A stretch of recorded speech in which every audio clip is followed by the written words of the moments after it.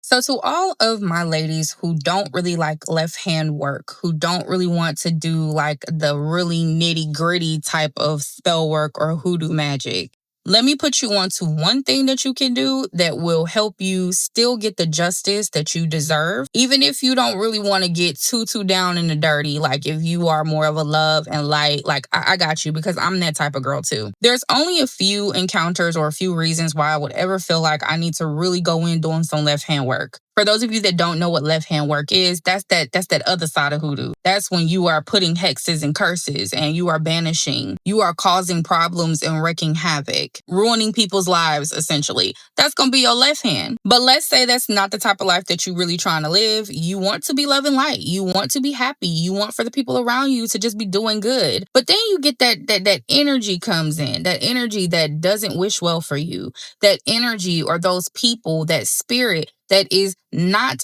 trying to be love and light with you, that's trying to cause havoc with you.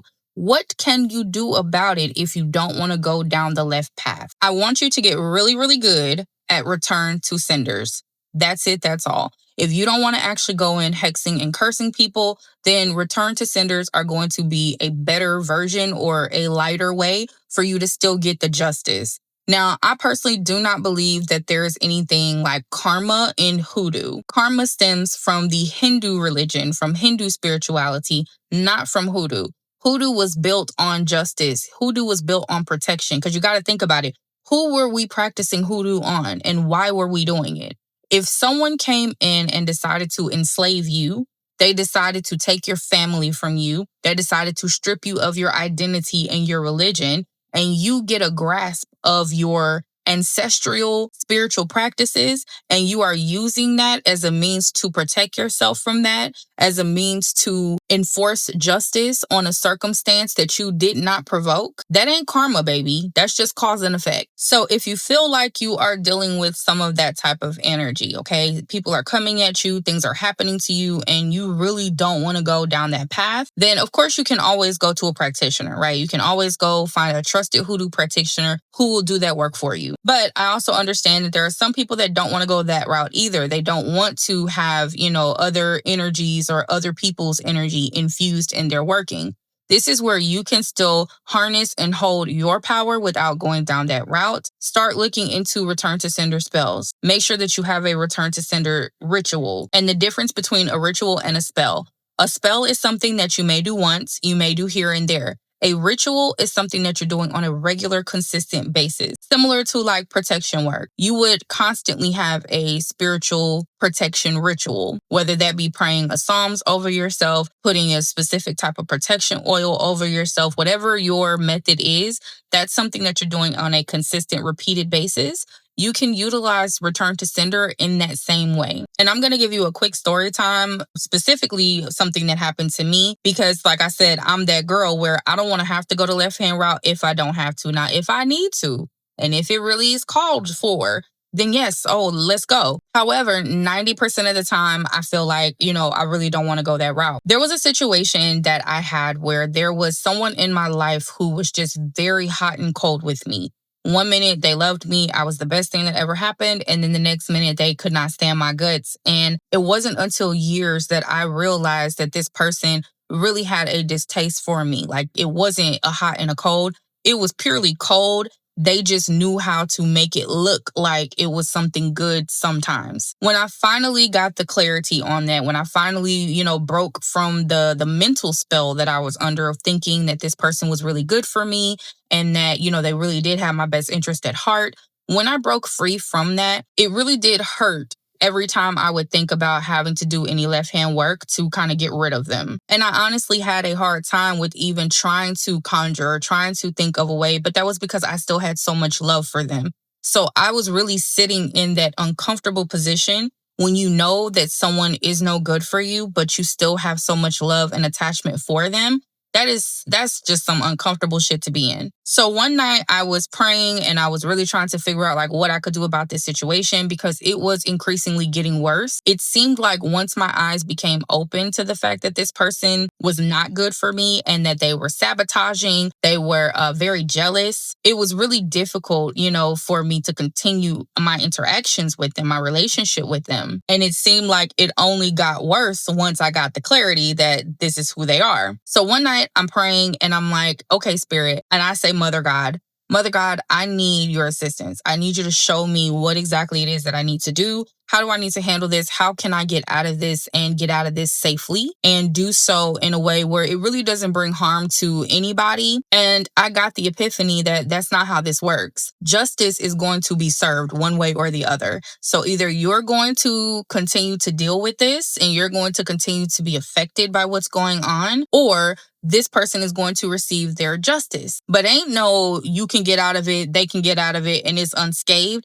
And that is because damage has been done. So when I got that realization that, me trying to be love and light my way out of this was not going to work, that's when I really started thinking about, okay, you are a powerful magical goddess. You are a magical being. Utilize magic. But because I did not want to actually do anything to hurt this person, because again, I love them, I didn't want to do anything to hurt this person. I started thinking about, okay, what else can I do? This is where alchemy comes into play. Alchemy is transmuting energy.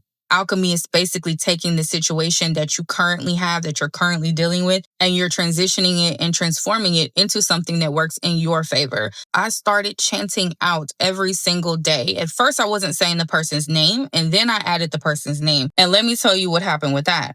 At first, I was merely just saying it every morning in the mirror over myself that, basically, if this negative thing happens, it is returned back to the person that is trying to invoke. If this negative thing occurs, or, if this person tries to bring chaotic energy to me, anyone, has a jealous, negative monitoring spirit toward me, my money increases, or my beauty is amplified, or I get compliments, I get gifts, whatever. I used to just kind of throw whatever kind of came to mind. That's what I would throw out there. Then I started getting specific because I noticed that it just kept getting worse. It just kept getting worse, y'all. And at that point, I'm gonna be honest with y'all, I think, and this is over the course of months that I was kind of doing this, like hopefully it don't ever take you this long to come to the realizations of use your magic, but it took me some months to realize that I needed to get much more specific. I needed to call the person out by name. I needed to call out what they were doing by the specific, thing that they were doing. And then I needed to be very clear on what was going to happen. So I started changing my chant. I started saying to myself, and I would write it down, and I would say it in the mirror. Anytime this particular person does A, B, and C to me, it is returned back to them. Anytime that this person does A, B, and C to me, they experience it, they feel it themselves. So I'm not creating any negativity for you. I'm only sending the negative energy back to you to deal with on your own. I will tell you, when I started doing that within about 2 weeks, because it took me a little bit of time to get comfortable and to really tap into my power, but within about 2 weeks, this person came to me with the biggest, craziest looking wound on them that I have probably ever seen. I had never seen anything like that before. And it just kept getting worse and worse as the days progressed. And this person knew me to be someone that was very natural and, herbalist, into all of the natural remedies and stuff. So it really took everything in me to not try to run to their aid, try to run to their rescue and tell them what they could use and what they could put on it. And I remember that the day before I had planned to, I had saw a message on YouTube. I was just scrolling through YouTube at random, just looking,